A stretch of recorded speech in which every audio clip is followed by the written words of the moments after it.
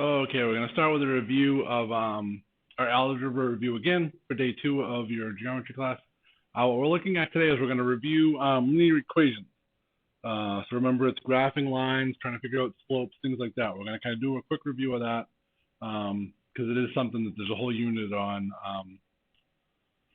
in geometry, not a whole unit, but we do touch on linear equations and stuff and lines in geometry that I just want you to kind of understand and do this linear equation review so that then that section may be a little easier for you. So to start, we need some terms that we need to remember. X-axis, we got to remember what the x-axis is. Again, that is going to be all possible values that we can plug into our equation for x. So basically, it's any possible number from negative infinity to positive infinity. And that's what we're looking at. The y-axis is the same thing. That's going to be all the possible outputs. We put a value in for x, we get something for y. That's going to be the y-axis is all the possible values, output values for y in that function. It obviously may not cover everything, but a function is kind of continuous. So it is going to hit every single possible value for y if we plug in every single possible value for x. And then what an ordered pair is, that's the xy coordinate. That represents the value of whatever x we plug in, we get a specific y for that x. So to be a function, it can only have one y value for every x. So the ordered pair tells us when we plug in that value for x, we're going to get that value for y. That's the only way we're able to work with linear functions. Okay, some more terms. Slope. The easiest thing to think with slope is that is the steepness of a graphed line that represents a linear equation. So when you look at the graph, you think back to working with the graphing. We have a line on a coordinate grid. However steep that is, that would be the slope, what we're talking about. In mathematical terms, we're looking at it's the relationship between the change in the y value for every change in our x value. So as we change the values for x we're putting in, we're going to get a different y value. That's what the slope represents. Then last four kind of quickly. The y-intercept, that's the point where our line crosses the y-axis. The x-intercept, that's the point where our line crosses the x-axis, obviously. M is what represents the slope. In all our linear equations, we usually see m as our slope. B is the y-intercept. So we all remember it's one of those math equations I tell people you'll never ever really forget. The most basic standard linear equation we see is y equals mx plus b. We know m is the slope, b is the y-intercept, x is whatever value of x we get, and then y is whatever y value we get. So kind of think that through as we kind of go through this.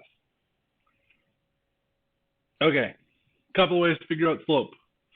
We're going to start with the slope formula, the good old handy-dandy slope formula. Like we know, we learned that slope is represented by m, so that's going to be, m is going to equal something in our slope formula. What we're going to call it is we're going to need 2 points. So we're going to really call our slope formula is some y value that's y2, we're going to call it. Let me change my 2 again, like I'm trying to be a good teacher and keep my 2's consistent. So we get some y value we're going to call y2. We're going to subtract that from some other y value we're going to call y1. So we're going to need to have 2 points. We're basically going to need to have a point. We're going to call point x2 y2 and point x1 y1.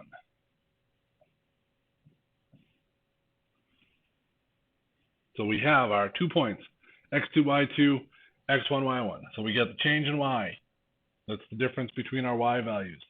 We're going to divide that by our difference of our x values, so x2 minus x1.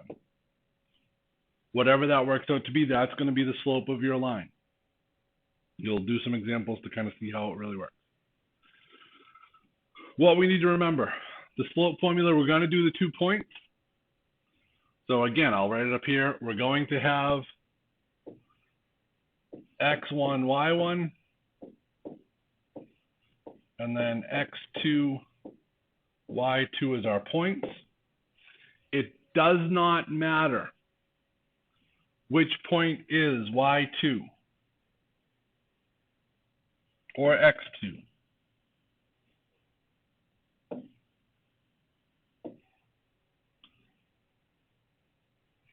call it, we'll just say, whoops, did it again. We'll just call it, it doesn't matter which point is y2 in our equation. If we had 2 points that are actual numbers, it doesn't matter. It doesn't matter, again, which is the y1. All we need to know as we're doing our equations is whatever point we pick as our y2 point, we've determined that y2, that's going to make our second point in that equation, in that pair, the x to it. It has to be paired with that. So you can kind of think of it. It doesn't matter which point is y2, x2, and which is the y1, x1. Just that once we decide that's the value for x2, or for y2, sorry, that x2 value has to be with that in that ordered pair. You'll see it in an example as we go through.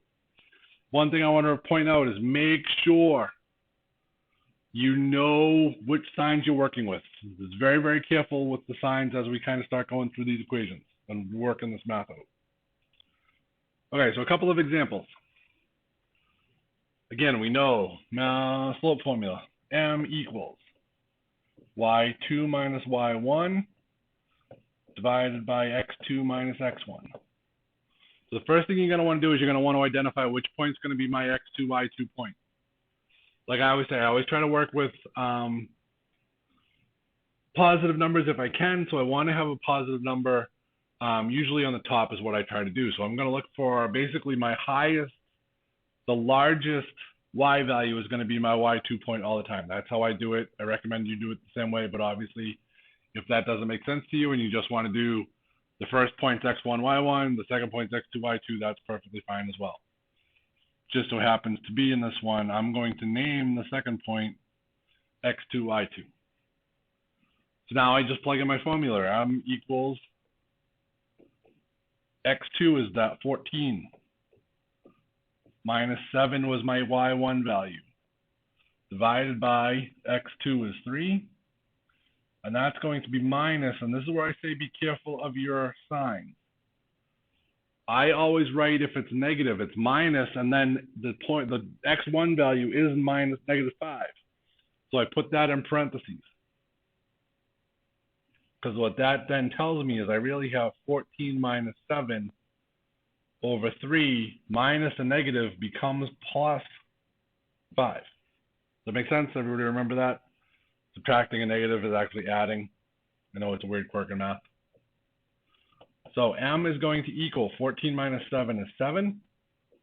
3 plus 5 is 8. So my slope in that first example is 7 over 8.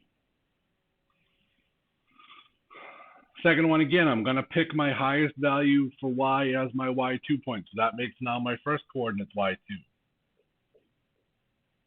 So again, m equals y2 is 8 minus 6 divided by -7 minus, again, it's another negative, so minus -4.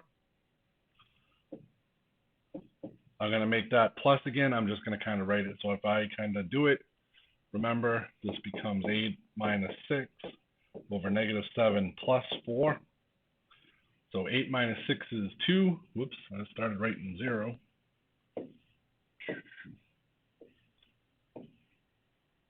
-6 is 2 over -7 plus 4 is -3. And we always going to move the negative sign to the top of our fraction. So even though there's really not much difference between m equals 2 over -3 and m equals -2 over 3, it's just always right to have the negative sign on the top part of our fraction. Last one, we look at our last one again.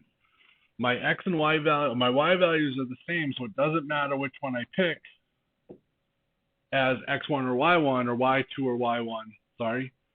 It's just a matter of now what's going to happen.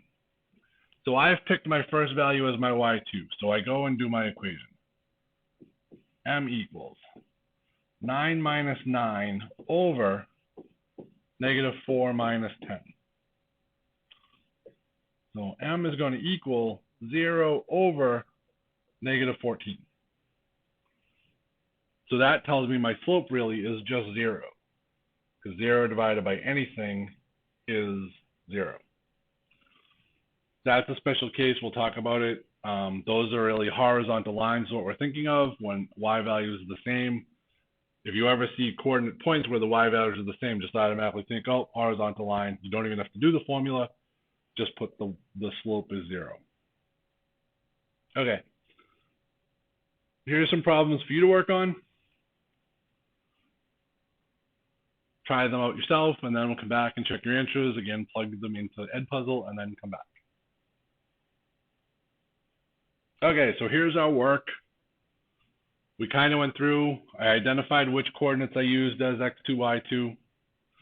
The first one, you should have got m equal to -4, 7 minus 3 over 4 minus 5. Second one worked out to be 5 over -10, which I can reduce to 1 over -2, which becomes -1/2. The third one, I noticed that my x values were the same, so when I kind of put my stuff in, I end up with 9 minus -16, which becomes 9 plus 16, which is 25. But it really doesn't matter because 2 minus 2 is 0, and I'm dividing by 0, and we learned a long time ago in math, you can't divide by 0. You always get an error in your calculator, so that's going to be, we called this slope undefined. There's really no slope. What it actually is it's a vertical line here rather than the horizontal line where the slope is 0. So remember that too. If you see a problem where the x values are the same, we're trying to figure out slope. Slope's automatically undefined. We're looking at a vertical line where the equation for that line is basically going to be x equals whatever the x coordinate is in our points. Okay, moving on. Another way to find slope is if we're given a graph and we're given a line graphed, we can use that to figure out the slope of our line. So your first step is to identify 2 points on the line, which I've already done the black dots on our graph. Your second step, start at the leftmost point. So that's going to be the lower, usually, hopefully, more often than not. It could be, actually, it could be, yeah, there we go. It's going to be on the left side, the first point that I always want to start at. It could be high, it could be low. More often than not, it's going to be low because it's just easy to graph. We always think positive. So we're always going to start from the left and go up rather than start from the left and go down. But just wherever the left point is, that's where you want to start. What you do is you count from that point up to the same y coordinate that your second point is. So if we look at my example here, I'm going to count up 1, 2, 3, 4, 5, 6, 7, 8, 9, 10, 11, 12 spots. So I went up 12. So I'm going to write that down because I'm going to probably need that. Whoops, wrong 2 again. And because I went up, I'm going to call it positive 12. So it's up 12. So I don't put the plus because it's just the plus. Your second step, once you get up to the same y value as your second point, now you just count from that point to the second point. I want to remind everybody, I forgot to do that, is you don't count the point where you start at. You always kind of move off of that. So rather than starting right on that line, I'm going to count here. That's 1, 2, 3, 4, 5, 6, 7, 8, 9. So I've moved to the right 9 points. Because I'm moving to the right now, again, that's positive. We always want to talk about moving to the right when we're doing slope. So now we're going to write this as a fraction, and we're going to reduce it to our lowest term. So I have 12. The y values go up 12. That's the top number of our fraction. Over 9. So that's what our m equals. Reducing it to lowest terms, I can divide both of those terms by 3. When I do that, I end up with 4 over 3 as the slope. Does that make sense to everybody? We're just basically counting points on a grid to find what our slope is. Okay. Moving on. Your turn. 2 examples. Take a few minutes. Figure out what the slope is. Plug that answer into Edpuzzle, and then come back and check your work. Okay, so you should be done by now. We kind of look at what we got. Let's see what our answers are. Here are our answers. The first one, we counted up 4. We counted to the right 14. That's 4 over 14. We reduced it to 2 over 7. Second one, we counted down on this one because we actually started higher than we finished. So we count down, so that becomes -6. Be careful of your signs. If you're going down, make it negative. We counted to the right 4, so that's positive. So we end up with, when we reduce it, -3 over 2. Does that make sense to everyone? It's fairly simple, I think. Okay. The third way to kind of do it is just pulling it out of an equation of a line, but to do that, I want to introduce what the line equations look like. So the first form is what they call standard form. We don't really use it that often. I'm not even going to explain to you how to find the slope on this one. But standard form always looks like AX plus BY equals C. That's the standard form of a linear equation. We'll see it when we start working with systems of equations a little bit later as a review, but just remember that's what it is. Point slope form, that is what they tell you you need to figure out that form of an equation. We need a point and we need a slope. So when we kind of look at that, our equation is y minus y1. That y1 comes from the point that they give us. We're going to be given our slope. Slope is always m. And that's going to be times, in parentheses, x minus x1. So we have our point slope form. That's the general point slope form. To do that, you're always going to be given a slope and a point. You're going to plug those slopes and points into our equation. You just have to remember we're talking about minus the y value and minus the x value from the point. So if your x and y values are both negative, you end up switching the signs in your equation and it becomes y plus whatever the number is equals the slope times x plus whatever that x was. So you got to kind of remember and keep thinking about your equations and how the signs work. Slope-intercept form, that's the general basic one that everybody knows.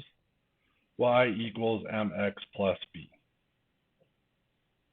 So from here now, we're able to pull our slopes. We remember, slope is m, the y-intercept is the b. So when we're given an equation to find the slope of that line, our first line, we look at it, we see, oh, that's point slope form. The slope is always in front of the x. Actually, point slope form would be like this. Sorry about that. That's point slope form.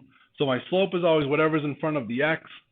So my slope in our first one is going to be 5 over 3. Second one, I recognize that right away as y equals mx plus b form. The m is the value in front of the x. My slope here is 4. Those are the easiest problems you're looking at on this type of test or this type of material. Okay. Some examples. I want you to work through these. We're asking you to write the equation of a line given that information. Take a few minutes, kind of piece it through. We want the line in point slope form, or slope-intercept form, sorry. So remember what slope-intercept form is? If you have to kind of back up the equation a little bit, see, but it's that y equals mx plus b, so remember that. So take a few minutes, write our equations of a line, and then come back and check your work. Okay, so this is what you should have got. Our first one, the equation of your line would have been y equals 1/3 x minus 6. You could have done plus negative 6, but just remember it's cleaner to do minus 6. Second one, y equals negative 4 over 9 x plus 2. And then the last one that I actually highlighted there for you was y equals 4x plus 5. Does that make sense? Was that fairly easy doing it that way? Okay. Again, we'll move forward on this one. Here we're trying to find point slope form. So now we remember point slope form, that is the one that looks like y minus y1 equals m times x minus x1. Again, unfortunately on this test, this quiz, I'm not going to give you these on the test because this is something that I need you to remember what the forms are.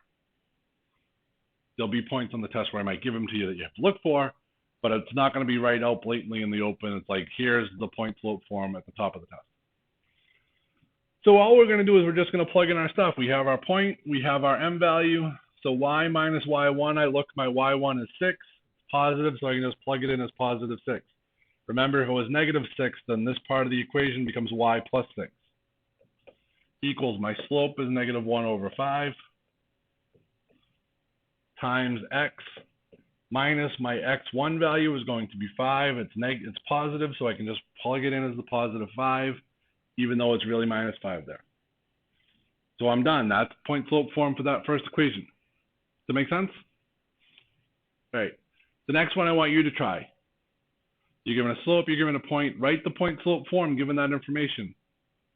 Plug your answer into Edpuzzle and then come back and check your work, like always. Okay, so this is what we should have had. Again, we start with y minus y1 equals m times x minus x1. My y1 value was positive, so I can just bring it down and make it y minus 6. That works awesomely. Unfortunately, x is -2, so we have to plug it in, and I always recommend kind of doing it this way, minus -2. Add that extra step in to then switch it over to be 5 times x plus 2. Then you distribute the 5. Actually, I went too far. You didn't have to do that. This actually is your answer. Sorry about that. I went overboard when I was writing the answers up ahead of time. So point slope form is y minus 6 equals 5 times x plus 2 in that example. Just completely ignore the rest of it.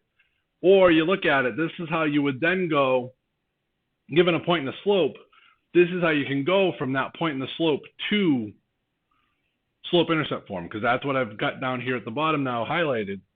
That's the point slope form. So all you would then do is solve your point slope equation for y, theoretically just solve for what y equals, and you distribute and do all that work. Okay, next one. We're going to go through this one together. We're just given 2 points. We're trying to find the equation of a line that goes through those 2 points. So I know 2 points, I have to start with my slope formula.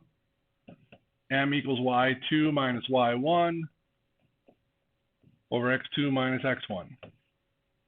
Again, I always pick my highest y value as my y2 value. So that makes that x2. So my equation, my formula starts y equals 4 minus -2 for my other y divided by 2 minus 0. So I look and it's going to be y really plus 4. So m becomes 6 over 2, which simplifies to 3. So that's my slope. I need to write the equation of a line. Given that information, I have 3 forms of a line. I'm not worried about standard forms. So I can either do y equals mx plus b,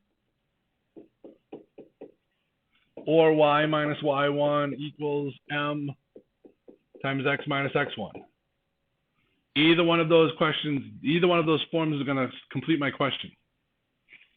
So I look, I have a point. I have 2 points actually, so I can do point slope form. I can think it through. I'm going to do point slope form. So my point slope form is y minus y1. I think back and say the y's, I want them to be positive, so I'll pick my first point. So y minus 4 is going to equal my slope, which is 3 times x, then minus 2, because that is the value of x there.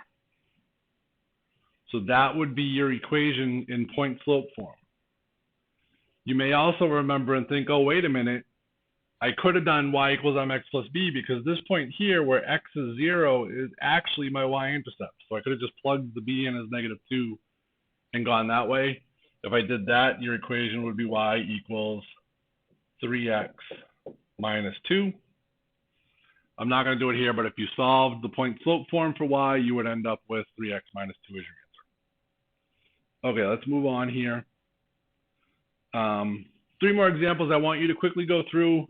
Enter these into slope-intercept form is what they're looking for. We've given you the slope and the intercept, so they should be fairly easy for you. Just enter your answers into Edpuzzle and then come back and check your work. All right, so these are what you should have got. Y equals negative x minus 5. Y equals 2 over 5x plus 2. And then y equals 7 over 2x plus 3. Pretty easy, pretty self-explanatory, yes? Okay. All right, so slope-intercept form given point and slope. So this is going to be that extra step. We're going to start with y minus y1. We got to start with point slope form because that's what they've given me. They've given me a point in the slope. So I plug all my information in. Y minus -5, I make that plus 5, equals my slope is 9, times x minus -1 becomes x plus 1. So I have point slope form. I need to convert it to slope intercept form, which is what I said was just solve this equation now for y. So we're going to distribute the 9 through. Y plus 5 is going to equal 9x plus 9. Subtract 5 from both sides. Y is going to equal 9x plus 4. Does that make sense? Hope that makes sense, because I'm going to have you do number 9 on your own. So kind of follow on this one. Make sure you kind of understand and fully understand what we're doing. Again, we given a slope and a point. I look at the point, not the y-intercept, so that doesn't help me. So I start with my y minus y1. I'm just going to go right to it. Y minus y1 is 5. Equals my slope is negative 1 over 2. X minus x1, but x1 is negative, so that makes it plus 2. Again, I'm solving for y, so I distribute. Y minus 5 equals negative 1/2 x minus 1. Positive times negative is negative. 1/2 times 2 is 1. Now I just move 5, add 5 to both sides. We end up with y equals negative 1/2 x plus 4. Again, did that make sense what we did? We start with point slope form because that's what we're given. We're given a point, we're given a slope, we start with point slope form. Then we have to get down to slope intercept form by solving for y. Okay, take a minute, try number 9 on your own, enter your answer in the Ed puzzle, and then come back and check. All right, so if you did that, you should have gotten y equals negative 5 or negative x minus 5. It's fairly simple because my y value is 0. All I had to remember is my 5 is negative, so it has to go into my point slope form as a positive. Then I'm just going to distribute the negative 1 and convert everything inside the parentheses to negative. Okay, moving on. Oh, that's the end. Okay, so check Google Classroom for your work, for homework.